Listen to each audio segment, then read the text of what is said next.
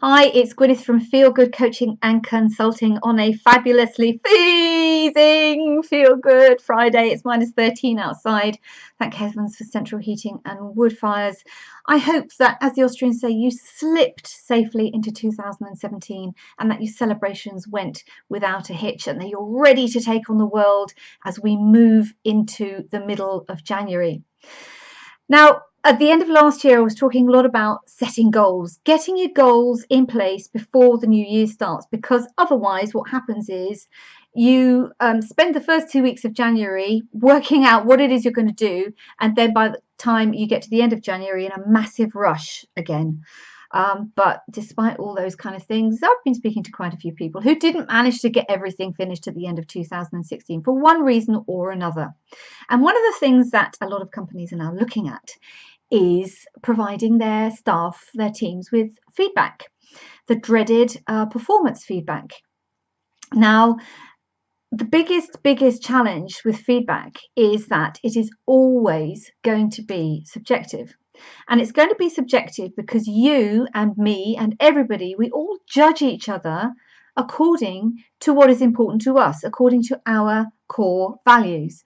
Now, the example I use, because it's just easy to use, is that, if you're somebody who's really big on numbers and you're very meticulous and you're very accurate and you like to work quietly and you don't like to be disturbed, if you've got somebody else in the office who's going around with asking people if they want cups of coffee and having a chat because they're the sales manager, you are likely to be irritated by that person. And if you are their boss and you have to give them feedback, you are likely to appraise them less favorably than somebody who does a job similar to you, who's also meticulous, accurate, likes to work quietly, and all the rest of it. It's human nature. Just be aware that that is why feedback is such a challenge. Now, in international organizations, they have this horrible thing called a performance appraisal review, PAR or PER or whatever, and these horrible forms people have to write down what do they think they should be achieving in the next year, and it's just a load of boxes to be ticked and filled. And in my experience, depending on who your boss was, depending on the kind of appraisal you got, if you had a very harsh boss, then you got a bad appraisal. If you had a very friendly boss, you got a great appraisal. Not useful. No wonder employee engagement is going down the toilet in a lot of organizations and companies. Same in the US. Fantastic 360-degree feedback. Yay! Brilliant. Let me hear from everybody what they think about me. Is it useful? I'm going to say no, it's not, because all the feedback is subjective. And if somebody is judging you according to their values and you're like chalk and cheese, or you're the meticulous, quietly working accountant and you've got somebody who's very chatty, making cups of coffee person giving feedback on your performance, they're going to be saying, well, they obviously do their job well, but they're very serious and they never want to talk and they're not very sociable. It doesn't work. Doesn't work. So frequent feedback is fabulous, as I said at the end of last year. You need to be giving your staff regular feedback, not just once or twice a year. Now, that is a little bit different than when you are looking ahead to the next 3 months, the 90 days, the 6 months, the 12 months. By all means, then you have to set indicators on people's performance. For the business's sake, you need to say, I want this many cars sold, or I don't know, I want this many kettles sold, or this has to be our number by the end of March. This has to be our number by the end of June.